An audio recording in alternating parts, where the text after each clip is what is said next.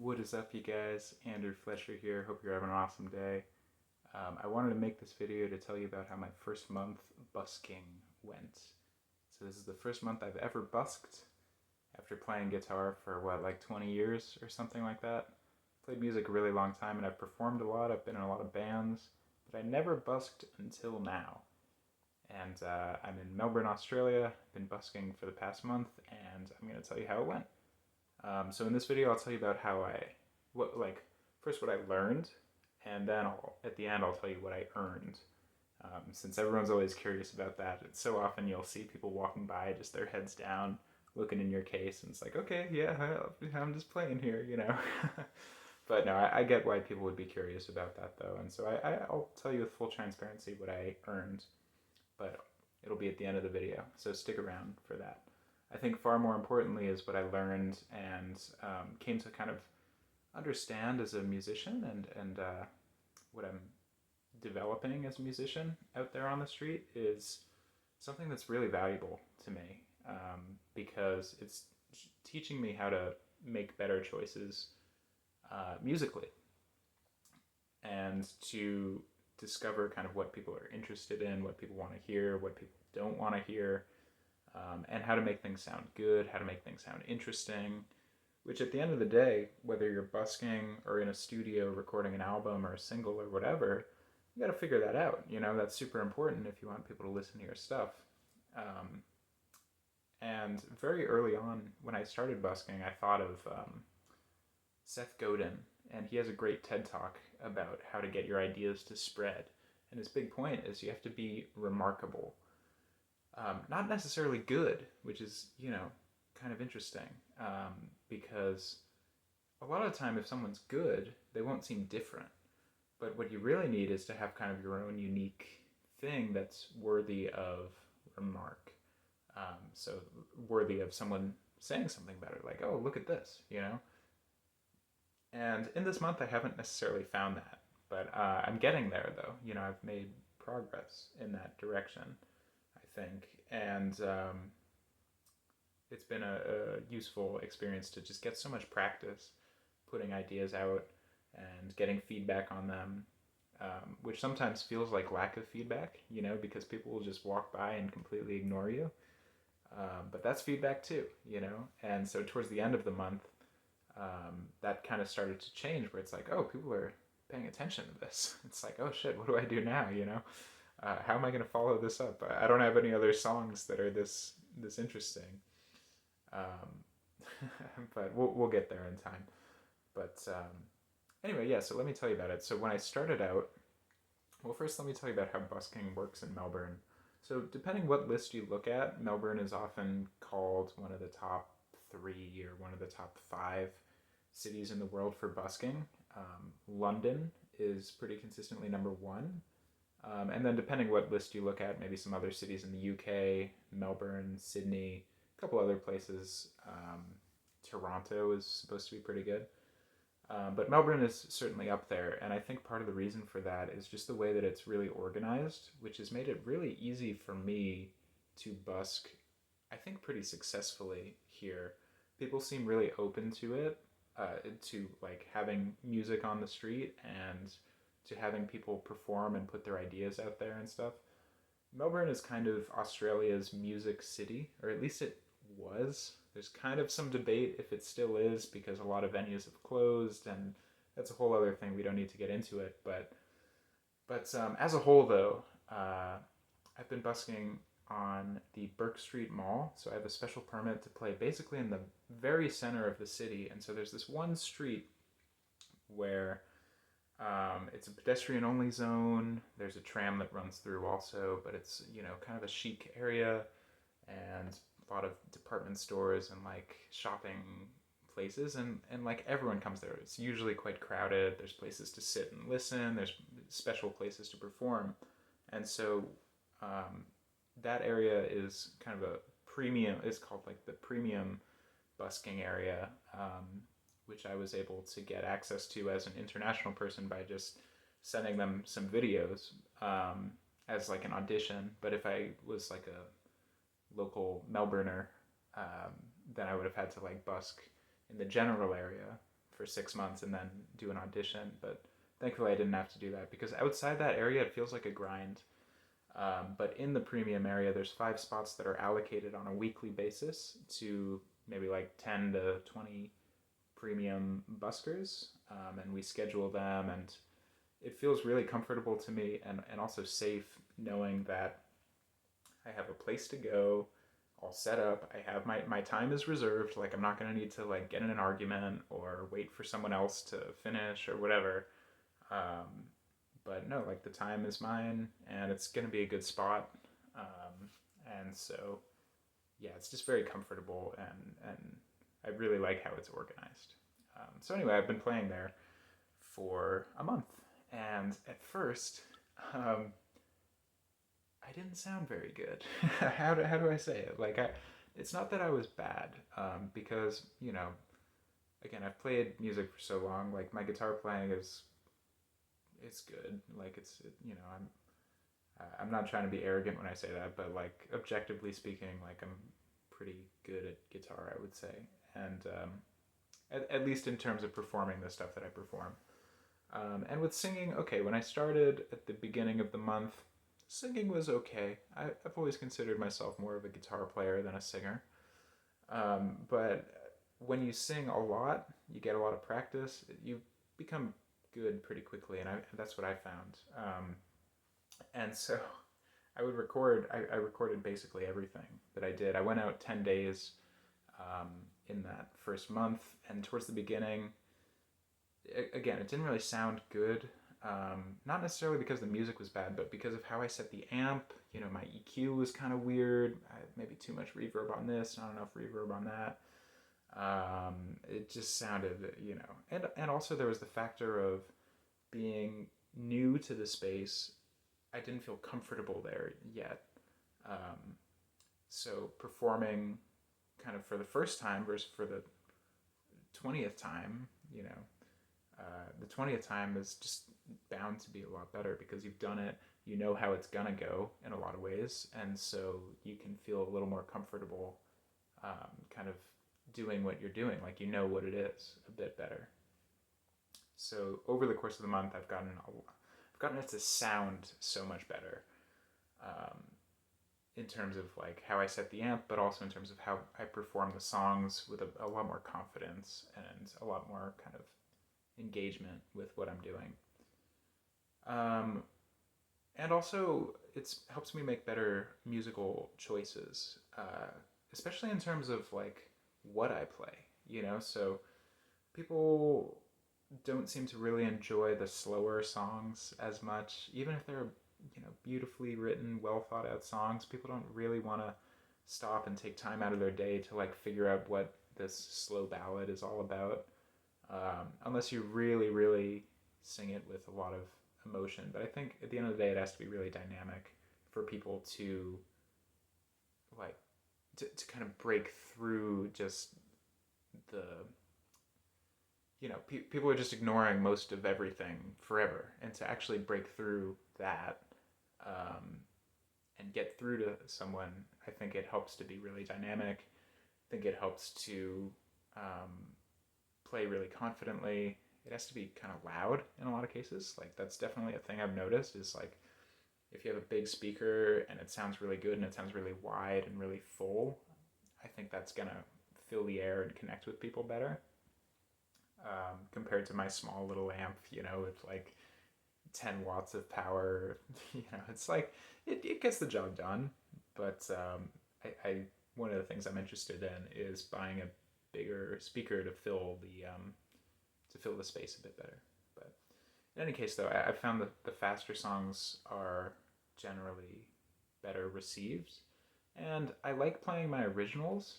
But that said, I think people enjoy hearing music they're familiar with a bit more. So I found that a lot of the covers I play seem to do better. And so what I'm trying to do, I still want to sound like myself. I still want to make it my own thing and my own performance. And so what I think a big part of that means, okay, like, well, what covers can I choose that I want to play that people will enjoy, maybe they'll be familiar with, but I also don't want to sound like everyone. I don't want to play the same covers that everyone plays. There was like a 2 week period where every single day I saw a different busker playing Wicked Game. Not to mention all the years that I've been to like open jams and open mics, and at every open jam, people play Wicked Game, people play Roadhouse Blues, people play What's Up. It's like if I ever play any of those songs, please shoot me. Like, not because they're bad songs, but just because everyone plays them. It's like I don't want to do that. So I've been trying to play songs that everyone knows, but that they probably haven't heard in a while. So that means songs like Pompeii by Bastille, I learned. And people love it. Oh man. And it comes in on the 4 chord in that chorus. But if you close your eyes, beautiful melody, like sounds great with just guitar and vocals, so that's what I mean by making musical choices. Like what songs I choose to learn and what songs I choose to play. I'm getting better at kind of knowing, before I even learn a song, how's this going to sound with just me on guitar and just me singing? Like, are people going to dig it? And so, yeah, that one's done really well.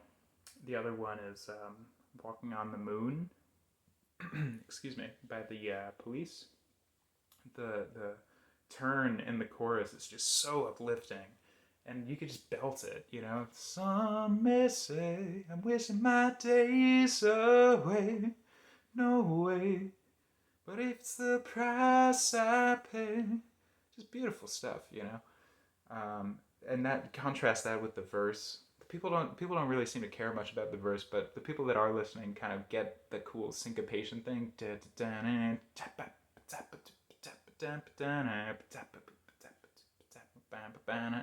I do kind of a cool slap back delay on that, and some people dig it if they're listening, and I feel a lot of energy when I play that song too. I'm kind of bouncing around and like.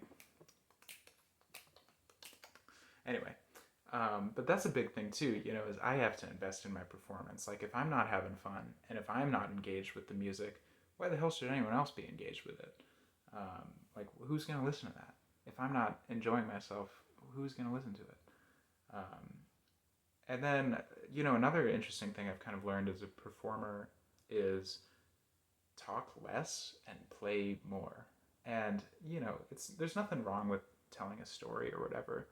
But if I'm just out there and no one's really listening anyway, there's not a point to me saying, oh, this song was inspired by blah, blah, blah, and here's the story and this and that.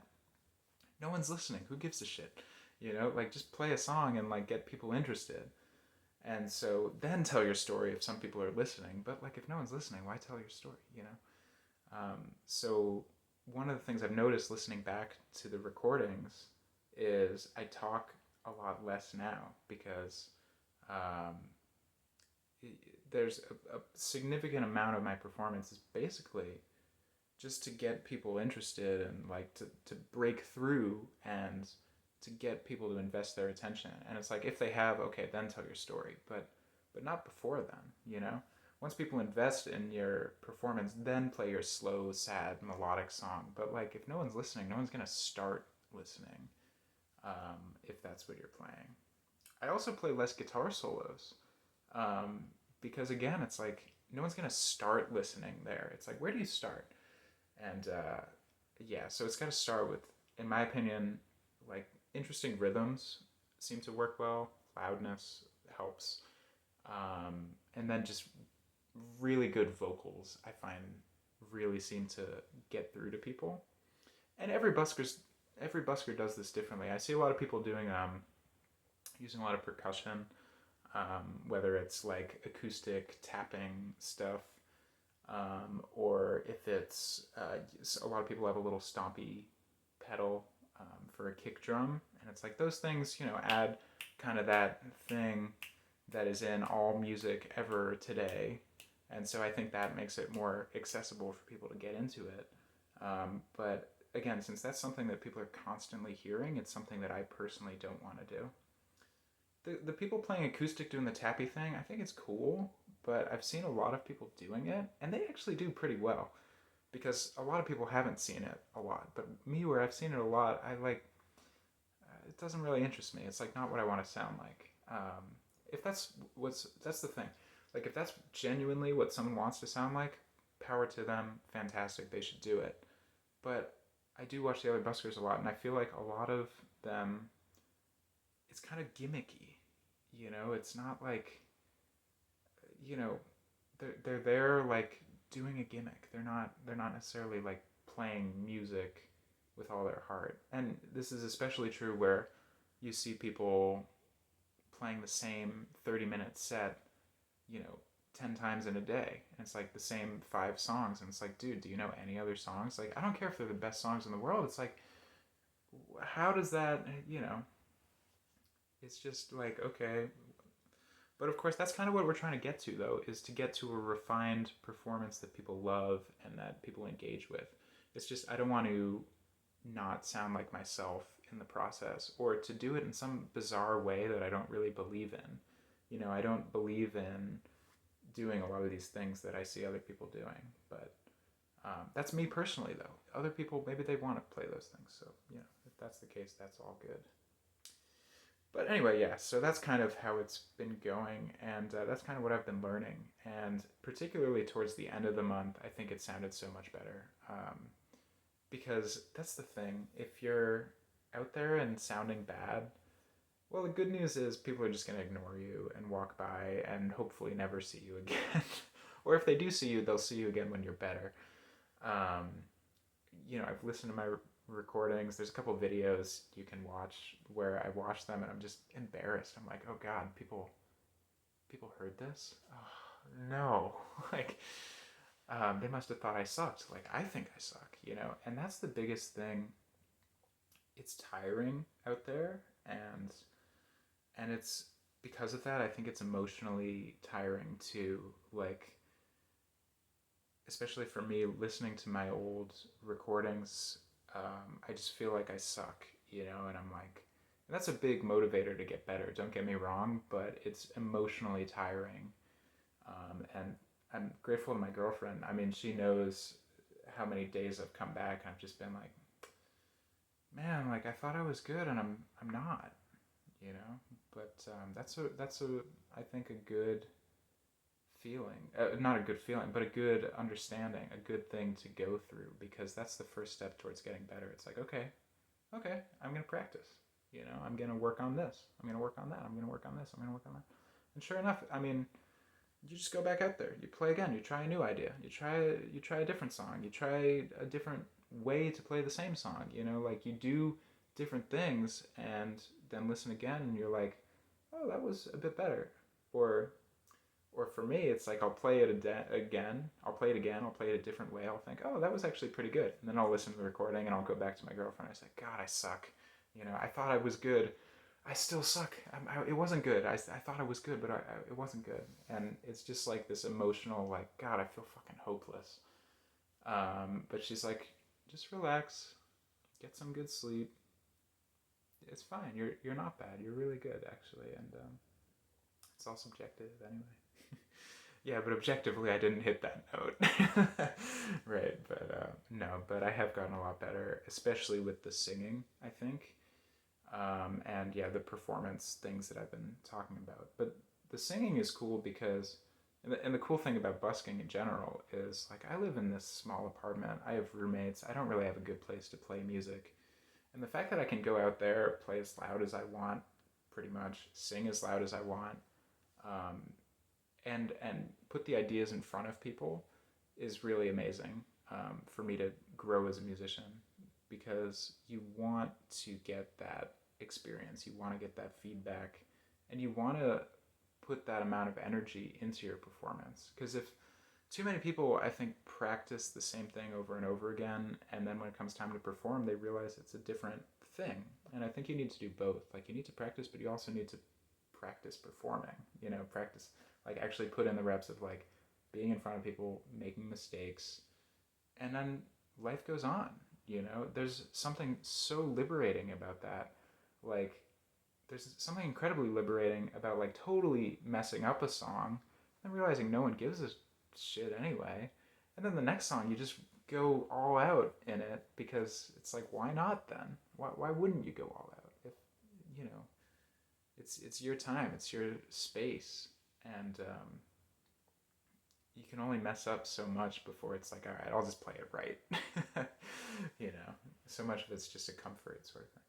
Anyway, so I think that's all I'm going to say about performance wise. So some really good insights for me. I'm still getting better. I don't mean to suggest that I've got this all figured out, but comparing where I am now to 1 month ago, it's like night and day, which I'm really happy about. Oh, I will say one more thing actually. Learning new material has been really important because the songs that I thought were good, a lot of them aren't. It's kind of that same realization I was saying before. So I've constantly been like, okay, I'm going to learn something else. That also keeps it interesting for me so that I can invest more in my performance, start working on new material. Maybe the first time I play a new song, it won't sound as good as the 20th time or whatever. And that's totally cool. But all the same, like playing new stuff so that I'm interested and trying new ideas out for people. Like it's this wonderful opportunity to try new ideas out, and the best I can do is just make the most of that opportunity and take advantage of that opportunity. Okay, that's all I'm going to say about performing. Now let me tell you, that's what I learned. Now let me tell you what I earned. So 1 month, I went out 10 times. I also went out yesterday, technically not in the 1 month. Um, Most of those 10 times I made around 30 to 40 Australian dollars. In total, I made 480 or so, around 480 Australian dollars, which maybe sounds good, but then you realize, like, no, I played, that's like 10 days work, you know, like that's not even minimum wage, you know. But the nice thing is, I mean, I don't need it to support me. It's all gravy. And so instead of like paying my rent with that, like I'll maybe invest in a better speaker or maybe get some new gear to try different creative ideas, and who knows, maybe make more money faster in the future. So yeah, a lot of days I made like $30 to $40. I get a lot of coins. Like I've gone to the coin deposit machines at the bank a few times with this huge bag of coins that's worth like $150 of coins. It's insane. Like the thing weighs like 15 pounds of metal. Plus the bills add up really fast. And yeah, and there were a couple days. There was like 1 or 2 days when I only made like $10. But there were also some days, especially towards the end of the month, where I'm sounding better, where I made about $100 a day. I did that happen twice, and it's like, oh, amazing. You know, like if I made that much every day, I'd be in, I'd be making pretty good money actually. You know, I mean, still less than maybe a real job, but hey, I get to do what I love, and live, make enough to pay my rent and stuff, which is cool. We're not at that point yet, but my point is I'm making more now than when I started, and I don't think that's a coincidence because I can hear it's a better performance. It sounds better. It feels better. And with that in mind, let me point something out. Another thing I've kind of learned is that you really get back what you put in. For someone to give me a tip, it's like I have to give them something, and then they'll want to give back. That's sort of how it seems to work. And if my music is really good and engaging and interesting and it uplifts people, not just the music, also also smiling, talking to people, just having a good time, if that's the energy I'm giving to people and I make them feel better, then they'll want to give something back. And that's the biggest thing, is it's just kind of intangible. It's not just the music. There was one day where I was just feeling really amazing, and as I was setting up, two people tipped me. I didn't even play a note, and people already gave me like $10. It's like, what? That was a good day. That was one of the days I made $100. It's like before the day even started, I knew it was going to be a good day, and that was the energy that I kind of brought to people. And I don't want to go off too much about the energy stuff. Like I know a lot of people, there's a lot of people that kind of annoy me with that sort of thing, but there is some truth though to you get back what you put in. Absolutely. And that's why it's so important, I think, to really invest in your performance, to really engage in your performance, and just have an amazing time out there. And that's what I'm doing. It's so much fun, and it's humbling to receive money from people, even when I think I suck. And I'm like, oh my God, I suck, and yet people were still so generous to me. Is really, really humbling. And yeah, so it's about just kind of getting used to a lot of these feelings and kind of becoming a better performer and gaining more control over these feelings, I think, by experiencing them, you know. And that's a big thing in meditation and mindfulness and stuff, which I could talk for hours about, but I won't. You can watch some of my other videos if you're interested in that. But so that's what I learned and what I earned in my first month busking here in Melbourne, Australia. And it was a really amazing month. I'm really happy about it. So I'm really excited for month number 2. Maybe I'll give you an update. If you have any questions for me, if there's anything else you want to know, feel free to leave a comment. If you like this video, give it a thumbs up. And I'll be back soon with more shorts and videos and performance stuff. And I hope you like it. So I hope you have a great day and see you again soon. Peace.